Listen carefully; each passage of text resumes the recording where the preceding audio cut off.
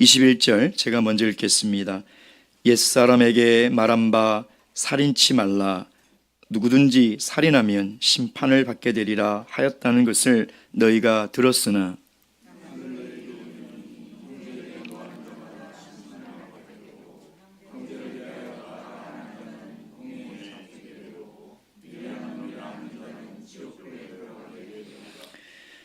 그러므로 예물을 제단에 드리다가 거기서 내 형제에게 원망들을 만한 일이 있는 줄 생각나거든.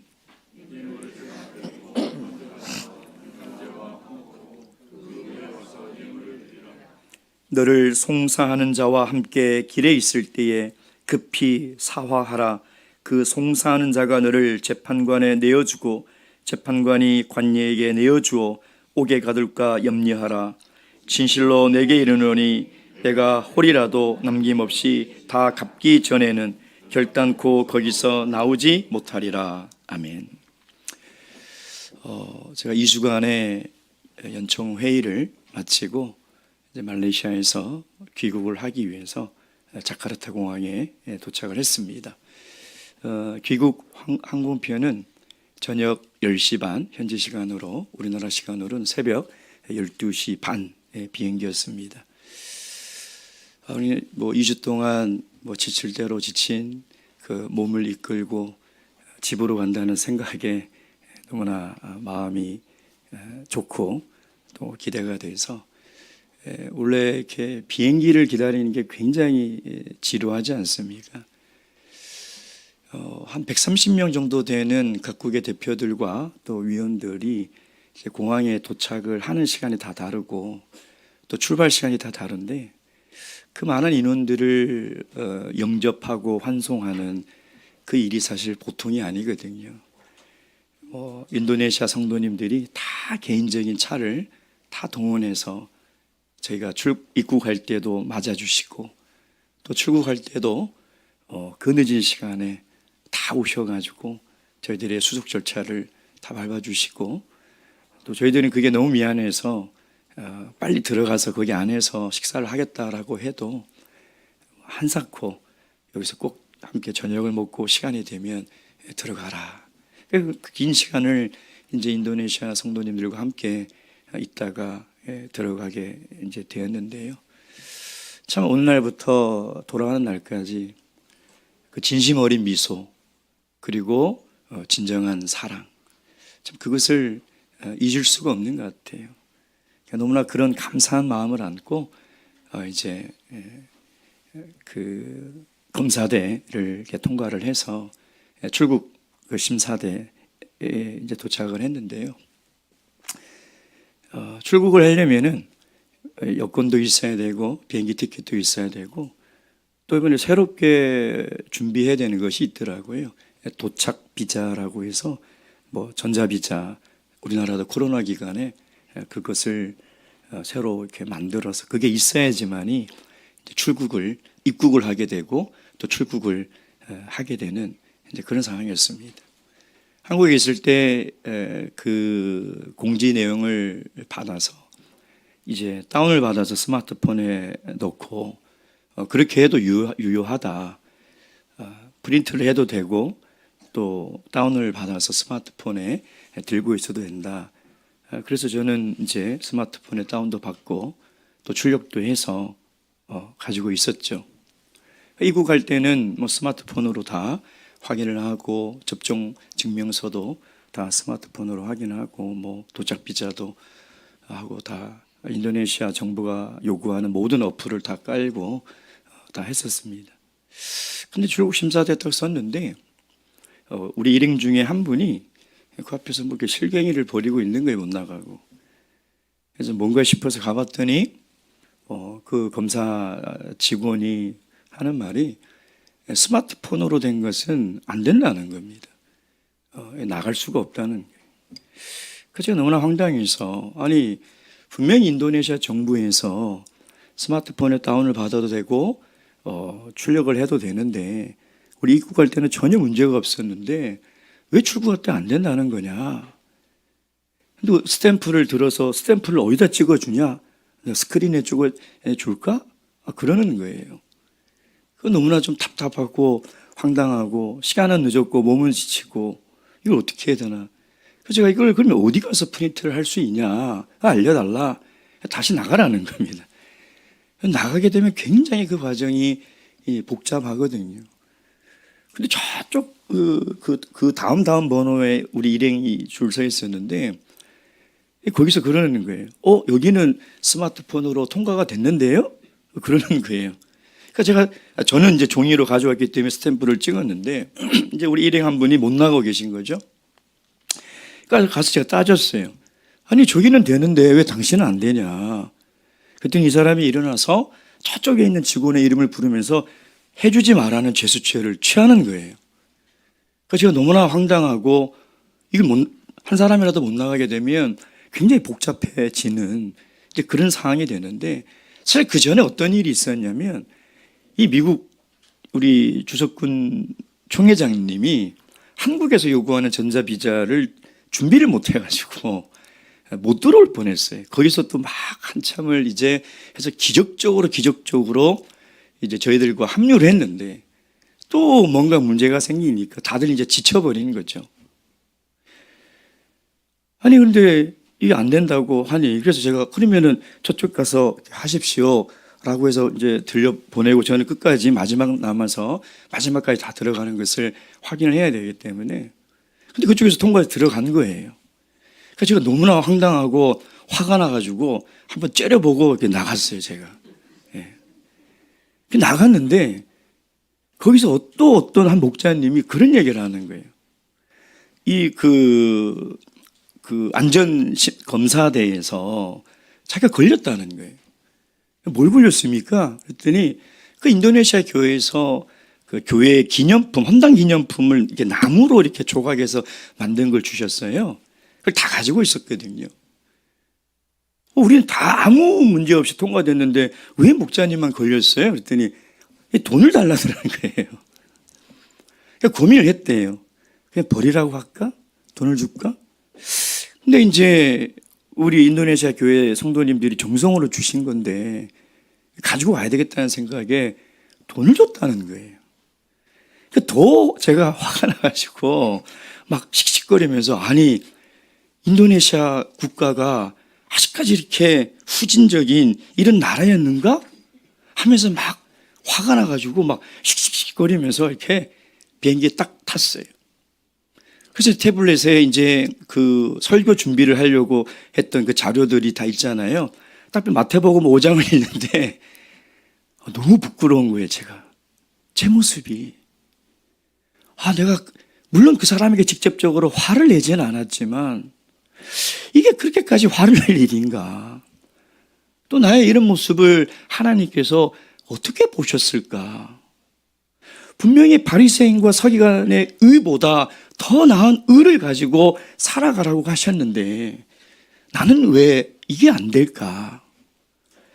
그래서 그 자리에서 말씀을 준비하면서 정말 회개하는 마음으로 그래서 오늘 말씀은 저에게 하는 얘기 내가 정말 회개하는 심정으로 오늘의 본 말씀을 참 준비해야 되겠다 하는 생각으로 하나님 말씀을 제가 받들게 되었다는 것입니다.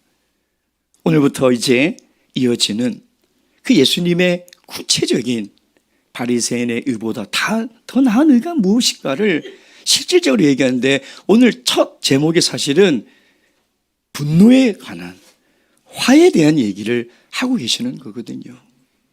오늘 우리에게 주신 말씀을 통해서 우리의 삶 또 우리의 마음을 성찰하고 돌아보는 그런 귀한 시간이 되기를 주님의 이름으로 축원드립니다.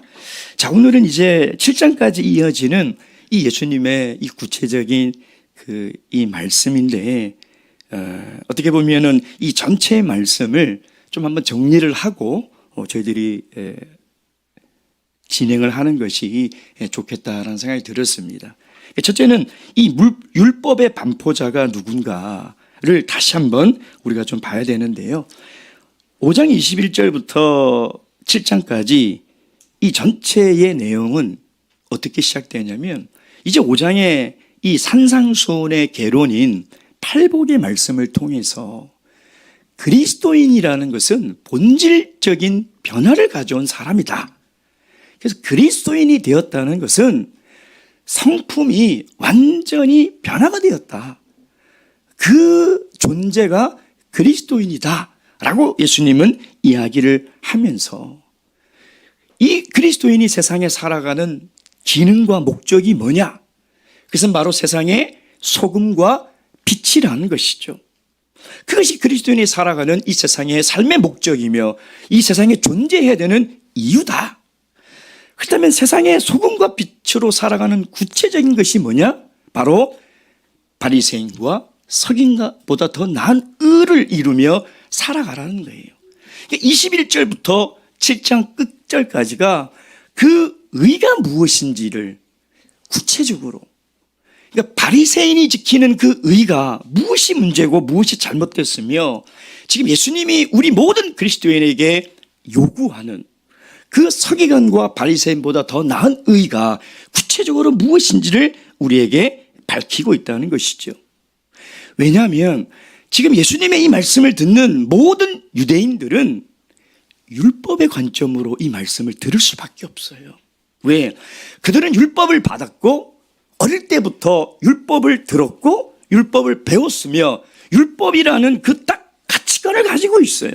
모세의 율법을 딱 가지고 있다는 거죠.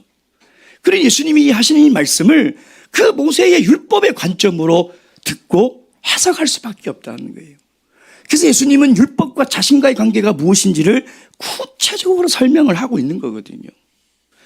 그래서 예수님은 이 유대인들이 지금 가지고 있는 그 율법, 그리고 이제 앞으로 예수님께서 이야기하실 이 율법의 실질적인 예가 무엇이냐, 6가지를 예를 들고 있습니다. 첫째가 바로 살인하지 말라. 두 번째 단락에 가서는 간음하지 말라. 세 번째는 이혼 증서, 결혼에 관해서 이야기하고 있거든요. 그 다음에 네 번째는 헛된 맹세, 말에 대해서. 그 다음에는 눈에는 눈, 이에는 이, 보복을 어떻게 할 것이냐. 마지막 6번째는 원수도 사랑하라. 이웃을 사랑하는 이 율법의 진정한 개념이 무엇인지를 이 6가지의 예를 들어서 예수님이 지금 말씀을 하실 거라는 거죠. 그래서 우리는 이 6가지의 예수님의 이 말씀을 하나의 설교를 놓고 가만히 관찰을 해보면 공통적인 특징이 발견이 돼요.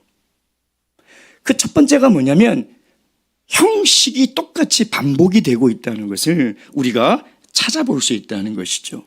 자, 그게 뭐냐? 오늘 본문의 말씀 다시 봐서 21절에 보면 옛사람에게 말한 바 살인치 말라. 누구든지 살인하면 심판을 받게 되리라 하였다는 것을 너희가 들었으나. 방금 제가 말씀드린 이 6가지의 신뢰에 가장 먼저 나오는 게 뭐냐면 너희가 들었으나. 이 말이 계속 반복이 됩니다. 너희가 들었다는 거예요. 너희가 들었다. 근데 22절에 보세요. 나는 너희에게 이르노니. 다시 얘기하면 너희가 들었으나 나는 너희에게 다시 이야기한다. 이 형식이 똑같이 반복이 되고 있어요. 여러분 집에 가셔서 이 6가지의 말씀을 한번 가만히 보세요. 이것이 반복이 되고 있다는 거거든요. 그렇다면 이 6가지의 실질적인 예에 이 말씀을 이해하기 위해서는 이 공통적인 이 구조, 반복되는 예수님의 말씀의 의도를 우리가 잘 깨달아야 한다는 것이죠. 오늘 21절에 보면 옛사람에게 너희가 들었으나. 이 말은 뭐냐면 너희들이 이 모세의 율법을 율법학자나 랍비나 선지자들 통해서 계속 들었다는 거예요. 그 들은 것이 무엇이 잘못됐는지에 대해서 예수님께서 지금 이야기를 하고 있는 거예요. 여러분 가톨릭의 역사를 보면 가톨릭은 라틴어로 된 성경을 가지고 사제들만 그 성경을 읽을 수 있었어요. 그러니 신자들은 성경을 읽을 수가 없어요. 그럼 교회에 오면 사제가 라틴어로 된 성경을 읽고 사제가 그 말씀을 해석하고 가르칩니다. 여러분 상상해 보세요. 여러분이 성경을 읽을 수가 없어요. 오직 저만 성경을 읽을 수가 있는 거예요. 제가 혼자 성경을 읽고 제가 이 성경의 말씀을 해석해서 가르쳐요.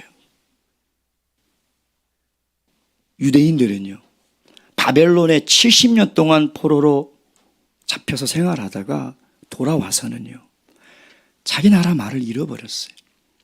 그래서 아람어를 사용했어요. 아람어를 쓰다 보니까 예수님 당시에는요, 일반 백성들은 히브리어로 된 구약 성경을 읽을 수가 없었어요. 누구만 읽느냐? 율법학자, 서기관, 바리새인들만이 구약의 모세의 율법을 읽을 수 있는 거예요. 그러니 이 서기관과 바리새인들이 히브리어로 된 구약의 율법을 읽고 그 율법을 해석하고 적용하고 가르치기 시작했다는 거예요. 근데 시간이 점점 지나면서요, 이 구약의 모세의 율법에 대한 각양각색의 해석이 생겨나기 시작한 거예요. 이 율법학자들은 이것을 이렇게 해석하고 저 율법학자들은 저렇게 해석하고, 그러니까 하나의 율법의 말씀을 가지고 수많은 해석들이 생겨나기 시작해서 결론적으로는 예수님 당시에 도대체 무엇이 율법이고 무엇이 해석인지 구분이 되지 않았어요. 무엇이 하나님이 주신 율법이며 무엇이 유대인의 전통인지 구분이 되지 않았다는 거죠. 여러분 다시 한번 21절을 찬찬히 읽어보겠습니다. 시작. 옛사람에게 말한 바 살인치 말라. 누구든지 살인하면 심판을 받게 되리라 하였다는 것을 너희가 들었으나. 여러분 구약 성경에 제 6계명이죠. 그렇죠? 살인하지 말라. 그리고 어떻게 되어 있습니까?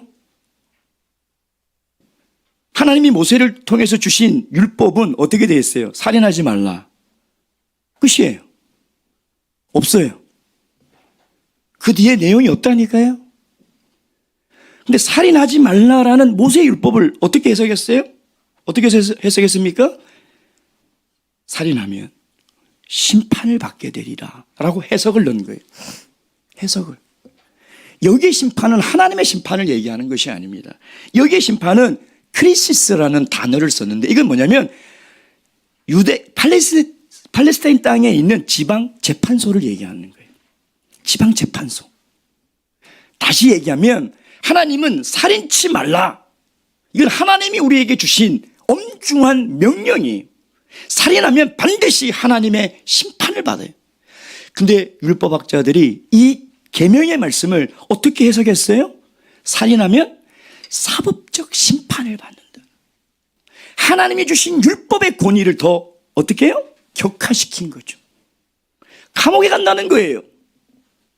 하나님은 살인하면 구원을 잃어버리고, 살인을 하면 영생을 잃어버리고, 살인을 하면 천국에 들어가지 못하는 것인데, 지금 율법학자들은 이 6번째 계명의 율법의 말씀을 더 격화시켜버린 거죠. 그래서 너희들은 옛사람에게 이렇게 듣지 않았느냐? 너희들은 율법학자들에게 이렇게 율법의 해석을 들었다는 거예요. 그것이 잘못된 해석이라. 하나님은 그렇게 말한 적이 없어요. 하나님은 그런 의도로 계명을 주신 것이 아니라는 거죠. 자, 그 결과 바리새인과 서기관들은 살인하지 않았으니 나는 어떻다? 나는 죄를 짓지 않았다. 나는 살인하지 않았으니 나는 율법을 어기지 않았고 나는 의로운 사람이다 라고 생각하며 살아갈 수밖에 없다니까요. 마태복음 19장 28절 보세요. 그 대표적인 한 사람이 나옵니다. 마태복음 19장 18절.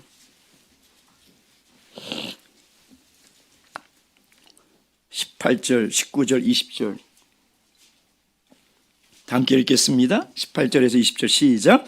가로되 어느 계명이 오니까 예수께서 가라되 살인하지 말라, 간음하지 말라, 도적질하지 말라, 거짓 증거하지 말라, 내 부모를 공경하라, 내 이웃을 내 몸과 같이 사랑하라 하신 것이니라. 그 청년이 가로되 이 모든 것을 내가 지켰사오니 아직도 무엇이 부족하니까. 이 부자 청년이 지킨 거는 뭐예요? 살인하는 그 행동, 간음하는 그 행동, 그것을 지켰다. 그러니 그 율법을 다 지켰다고 스스로 다 지켰으니 스스로 의롭다라고 생각할 수밖에 없는 거죠. 왜? 내가 살인해서 감옥 간 적이 없으니까. 내가 간음을 해서 내가 감옥을 간 적이 없으니까 나는 율법을 지켰다라고 이해할 수밖에 없는 거죠. 자, 근데 예수님께서 뭐라고 말씀하세요? 나는 너희 22절 다시 마태복음 5장 나는 너희에게 이르노니 예수님이 나는 너희에게 이르노니 이 말을 계속 반복하는 이유와 목적이 뭐냐면 내가 율법의 반포자라는 율법을 만든 사람이 내고 율법을 모세에게 준 사람이 나이며 율법의 반포자라는 거예요. 서기관들과 율법학자들과 바리새인들이 그 율법을 해석한 사람의 해석자의 권위에 있다면 나는 율법을 반포한 사람. 그러니 계속해서 예수님은 나는 너희에게 이른다. 나는 너희에게 이른다 라고 얘기하는 것은 뭐냐면 옛사람 율법학자들이 해석한 그 권위와 예수님의 그 권위를 대조시켜서 보는 거예요. 여러분 누구의 권위가 높습니까? 율법을 반포한 사람. 누가 율법을 가장 잘 알겠습니까? 율법을 우리에게 주신 사람. 그게 나라는 거예요. 그게 예수님이라는 거예요. 그것을 지금 스스로 예수님은 선포하고 있다는 것이죠. 그래서 예수님은 이제 진정한 하나님의 나라의 백성이 되었다면 이제 내가 새롭게 주는 산상수훈의 새로운 율법을 지키며 살아가야 된다는 거예요. 구약의 이 모세 율법을 잘못 해석해서 살아가는 그런 사람이 하나님의 백성이 아니라 예수님이 새롭게 반포하는 이 율법, 산상수훈을 우리가 지키며 살아갈 때에 진정한 그리스도인의 삶을 살아간다는 거예요. 이런 사람이 진정한 하나님의 백성이라는 것입니다. 여러분 이것이요 서기관과 바리새인보다 더 나은 의를 지금 설명하고 있는 거예요. 제가 저번주에 말씀드렸잖아요. 율법의 개수를 더 많이 지키는 것이 아니라 율법을 더 열심히 지키는 것이 아니라 더 깊은 순종, 마음에서 우러나는 진심으로 우러나는 그 마음으로 지키는 순종, 질적인 의를 이야기한다라고 말씀을 드렸잖아요. 그 구체적인 것을 지금 이야기하고 있다는 것이죠. 그러니 예수님의 오늘 이 말씀은 나는 살인하지 않았으니 나는 율법을 범죄하지 않았다. 나는 괜찮아. 나는 의로운 사람이야. 라고 생각하며 살아가지 말라는. 나는 간음하지 않았으니 나는 범죄하지 않았고 나는 문제없는 인생을 살아가고 있어. 라고 생각하며 살아가지 말라는 거예요. 여러분 혹시 그렇게 살고 있습니까? 내가 정말 칼을 들어 사람을 죽이지 않았으니 나는 괜찮은 삶을 살아가고 있어. 나는 하나님 말씀대로 살아가고 있어. 이렇게 생각하고 있습니까? 나는 정말 간음하지 않았으니 나는 하나님 말씀을 지키며 살아가고 있어. 혹시 그렇게 생각하고 있습니까? 그렇다면 바리새인과 다를 게 없어요. 서기관들과 다를 것이 없다는 것입니다. 오늘 예수님이 우리에게 이 말씀을 주신 것은 이 새로운 율법인 산상수훈을 통해서 참된 하나님의 백성이 새롭게 순종하며 지키며 살아가야 될 새로운 율법, 아니 참된 율법이 무엇인지를 우리에게 말씀하고 있다는 거예요.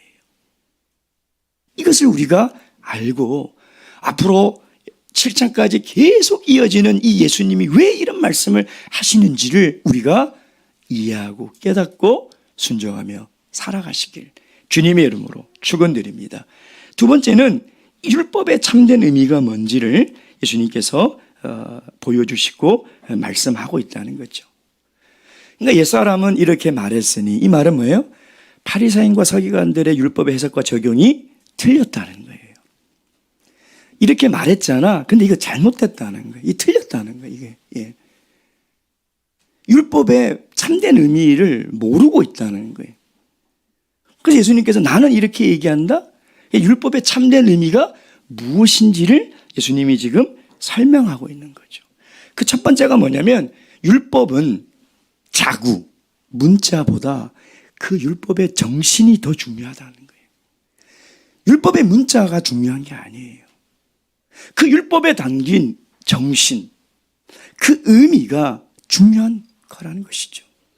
여러분, 지금도 이스라엘에 가면요, 이 종교 유대인들은요, 지금도 머리에 그 하나님 말씀을 기록해서 이 고무줄 끈으로 이마에 붙이고 다니고요, 가죽에 하나님 말씀을 기록해서 손목에 칭칭칭칭칭 감고 있고요, 집집마다 문설주에 하나님 말씀을 기록해서 꽂아놓고 있어요.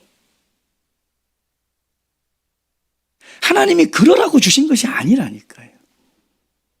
진짜 그 자구대로, 문자대로 그렇게 하라고 주신 것이 아니라 그 율법의 정신이 무엇인지를 깨달으라고 주신 것이죠. 근데 사실 사람들은 보편적으로 내용보다 형식에, 정신보다는 글자에 관심을 가지는 경향이 많아요. 그럴 수밖에 없다는 거예요. 고린도후서 3장 6절 말씀 보도록 하겠습니다. 고린도후서 3장 6절 말씀.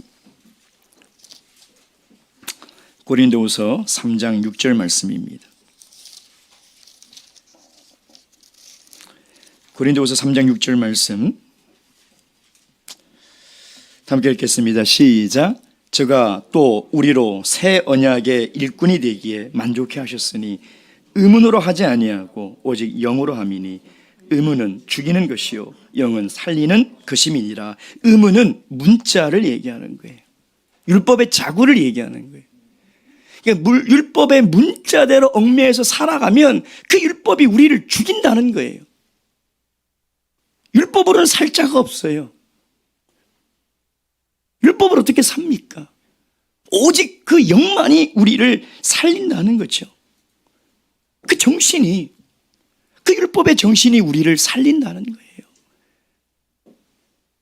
그리고 그들이 잘못한 것이 뭐냐면 이 서기관과 바리새인들은 율법을 행위적 관점으로만 생각을 하는 거죠. 행위의 관점, 액션, 실질적인 살인의 행동을 취하고 간음의 행동을 취하는 그 행동의 관점을 두고 있다는 거죠. 근데 예수님은 뭐예요? 마음, 동기, 그게 더 중요하다는, 그게 더 중요하다고 지금 우리에게 이야기를 하고 있는 거죠. 여러분, 누가복음 16장 15절 말씀 보겠습니다. 누가복음 16장 15절 말씀.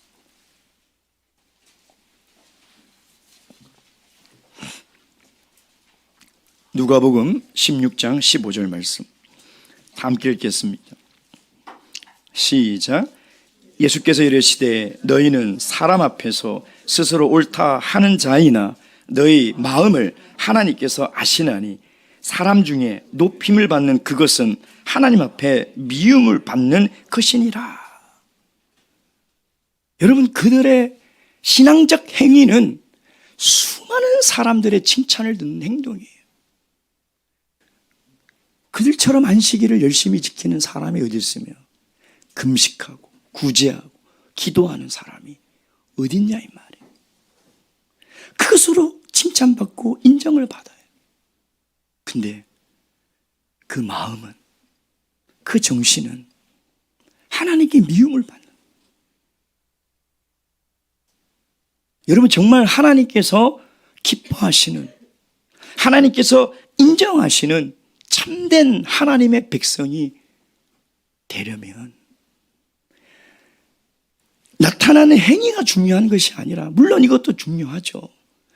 근데 정말 내 마음에서부터, 내 진심에서부터 나오는 행동이 되어야 한다는 거예요.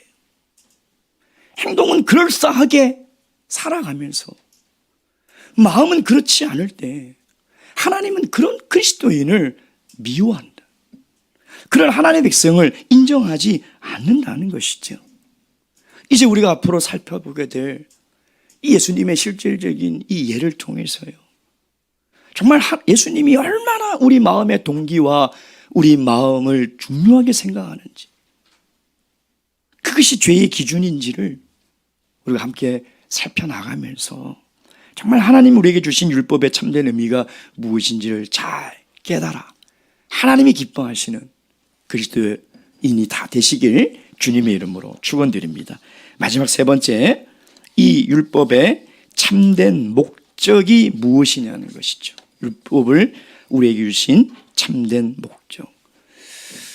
여러분, 율법의 궁극적 목적은요, 잘못된 행동을 하지 않는 것으로 끝나는 것이 아닙니다.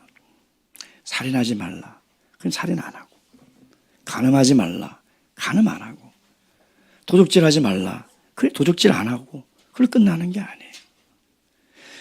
율법을 우리에게 주신 목적은 선한 일을 더 적극적으로 하라고 주신 거죠. 선한 의를 더 사랑하라고 우리에게 주신 거예요. 근데 유대인들의 율법에 대한 관점은 항상 부정적이에요. 살인하면 안 돼, 간음하면 안 돼, 도적질하면 안 돼, 안식일 날 이것도 하면 안 되고 저것도 하면 안 되고 안 돼. 근데 여러분, 하나님이 우리에게 율법을 주신 것은요, 그것을 하지 말고 금하는 것으로 끝나는 것이 아니라 그걸 통해서 더 의를 사랑하고 더 의를 굶주리고 의에 목마른 사람이 되라는 거예요. 그걸 하지 않는 것으로 끝나는 것이 아니라 그걸 하지 않음을 통해서 더 의를 사랑하라는 거예요. 내가 정말 의가 부족하구나. 내가 정말 예수 그리스도의 의에 목마르구나. 그런 삶을 살아가라는 거죠. 율법을 주신 목적이 우리를 율법으로 얽매여서 우리를 복종케 하려고 한 것이 아니라 그 율법을 통해서 우리의 영을 자유롭게 하려고 주신 거라는 거예요. 여러분, 안식일을 기억하여 거룩히 지켜라.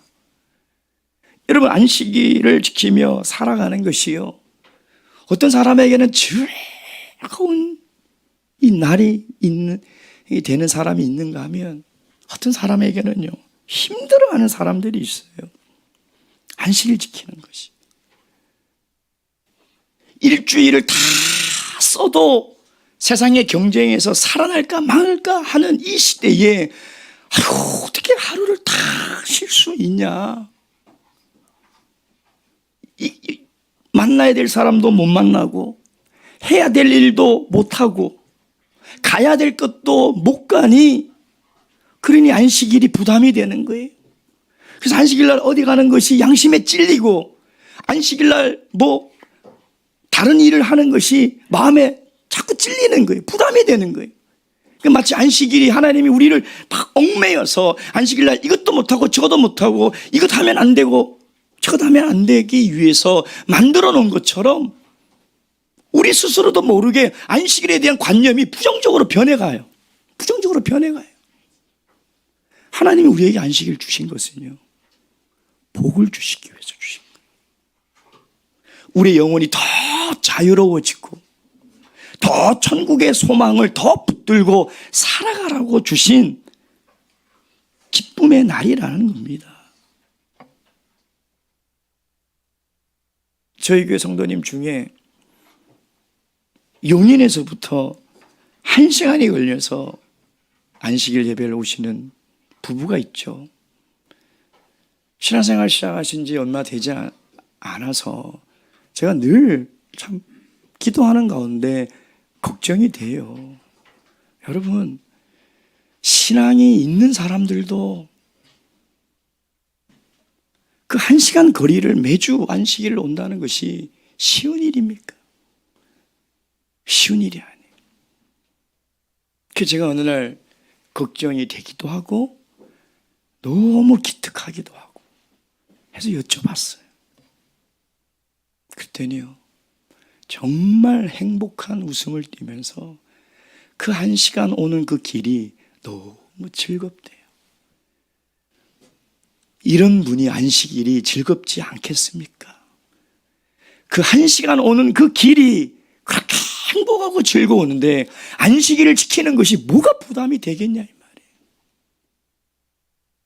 여러분, 그래서 우리가 하나님의 계명을 지키며 살아가는 이 성화의 길과 거룩한 삶의 길은 부담스럽고 고통스럽고 손해보는 길이 아니라는 거예요.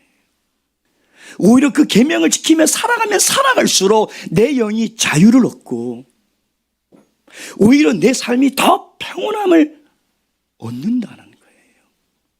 그래서 하나님은 우리에게 율법을 주셨다는 것이죠. 그래서 그 율법을 지키지 않는, 자꾸 금하고 하지 말고 가지 말고 하라는 그 말씀 때문에 율법을 자꾸 부정적으로 생각하지 마시고요. 하나님의 그 말씀을 통해서 우리가 그리스도의 장성한 분량까지 자라나고 있구나. 내 영이 더 자유로워지고 더 그리스도를 닮아가고 있구나. 이것이 정말 즐거운 길이며 행복한 길이라는 것을 우리가 알아야 된다는. 요한일서 5장 3절 말씀 보도록 하겠습니다. 요한일서 5장 3절 말씀.